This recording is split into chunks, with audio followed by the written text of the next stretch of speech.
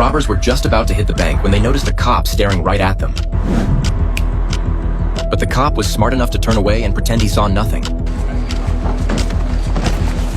The robbers rushed into the bank, locked the front door behind them, and took control of everyone inside. They made everyone hand over their phones and destroyed them by tossing them into a fish tank. Then they threatened the bank manager, Lisa, into opening the vault. It was Lisa's first time experiencing a robbery, and she was clearly terrified. But she had no choice except to follow their orders.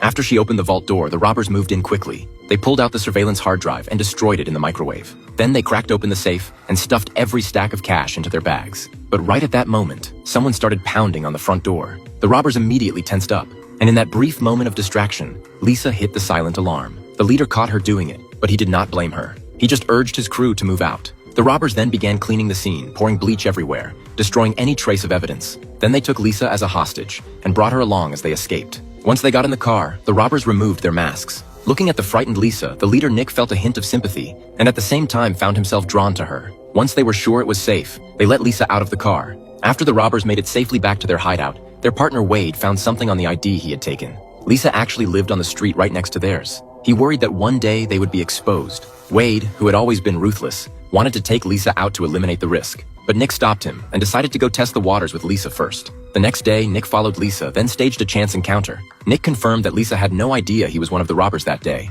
Looking at her gentle and kind nature, he could not help but express his feelings for her. And Lisa found herself drawn to Nick as well. The two of them quickly started dating. Lisa told Nick that during the bank robbery, she actually noticed a tattoo on one of the robbers' necks, but she was too afraid of retaliation, so she never told the police. Nick felt uneasy and quickly changed the subject. Their relationship heated up fast, but during one of their dates, Wade unexpectedly ran into them. He did not make a scene though. Instead, he started chatting with Lisa, but Nick kept his eyes locked on Wade's neck the entire time. Just as Lisa was about to notice it, Nick quickly covered Wade's neck with his hand and urged him to leave. Back at home, the two of them got into a huge argument. Wade completely lost it, saying that what Nick was doing would land them all in prison. But Nick insisted they would not be exposed and said he would handle it. Seeing that Nick would not listen, Wade backed off for now, because according to plan, they were about to pull off another job.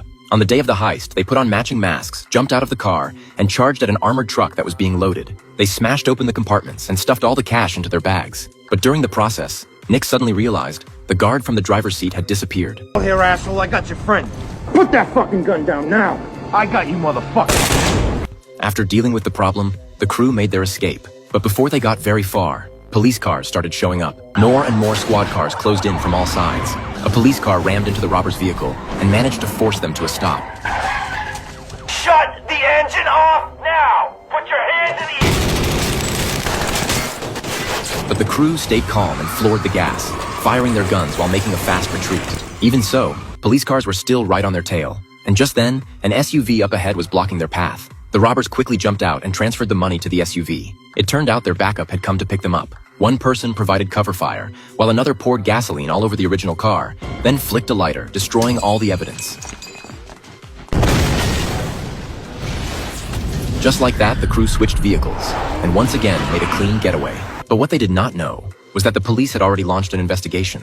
They found out Nick used to be a hockey star, but destroyed his career after assaulting a referee. His father was in prison for robbery, and his mother had been missing for years. Wade was Nick's childhood friend, who went to prison at 18 for a 9-year murder sentence. This crew was highly skilled and never left behind any evidence, which left the police with nothing to work with. So they decided to start by wiretapping Lisa. Meanwhile, Nick and Lisa were falling deeper in love. Nick decided he wanted to go back to a normal life. He planned to take Lisa to Florida and start over, but getting out of the game is never that easy. Behind them was the real mastermind, this man right here. He provided all the intel for every robbery and took a huge cut afterward. When he found out Nick wanted out, he refused to let him go and immediately demanded he carry out one more job. This made Nick furious. On top of that, he threatened Lisa's life, saying if Nick did this last job, he would let him walk. Because this time, the score was worth $50 million. Nick was worried about Lisa's safety, so he agreed. To get it over with as quickly as possible, he chose to move that same day. Nick grabbed a power saw and cut through the door lock. Wade used a crowbar to break open the back of the vault. By then, their partners had already cut the surveillance feeds.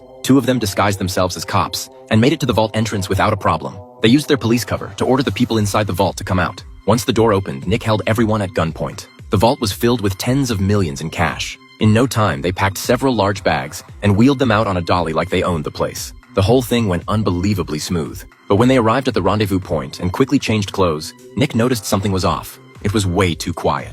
Sure enough, police had already surrounded the building outside. A shootout erupted immediately. The police firepower was overwhelming, and they had already started moving in. If this kept up, they would all be wiped out. In that critical moment, their getaway driver stepped up and decided to rush out and draw their fire, buying time for Nick and Wade. He drove the ambulance straight out the front door, but under the heavy police gunfire, the driver was killed on the spot. At the same time, Nick and Wade quickly changed into police uniforms and blended into the backup officers arriving from the other side. The tactical team did not want local cops getting involved, so they pushed them out toward the stadium area. But soon the chief noticed something was wrong. A robbery this big? There was no way it was just one person. Sure enough, they spotted an officer on the roadside carrying a huge bag and walking in the opposite direction.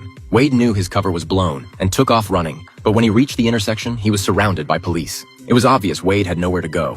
In the end, he was shot and killed while resisting. Not far away, Nick witnessed the whole thing, but all he could do was walk away in silence. The mission had completely failed. Nick then contacted Lisa, hoping she would run away with him. Lisa happily agreed and told Nick to come pick her up at her place. Hearing this, Nick did not feel happy. Instead, his eyes slowly went cold, because he had already noticed that Lisa's house was crawling with police. She was clearly setting him up. But just as he was about to hang up, Lisa suddenly said, "If you can come, it will be his sunny day." This was a code that only the two of them understood, because Lisa once told him her brother died on a sunny day. Nick instantly understood what she meant, and a look of relief spread across his face. After hanging up the phone, Nick did not go to meet her. Instead, he disappeared quickly. The next day, Lisa was digging in her garden and found a package. Inside were stacks and stacks of cash, along with a note and an orange. The orange represented Florida. By then, Nick had already arrived in Florida, hoping to reunite with Lisa there someday. But Lisa did not follow him. Instead, she used his money to donate a hockey arena. Lisa knew that if he had not lost his temper back then, Nick might have become a great athlete. Now, this arena could help more kids achieve their dreams. And that was something Nick had always hoped for. This movie is called The Town. It is a crime film written and directed by Ben Affleck.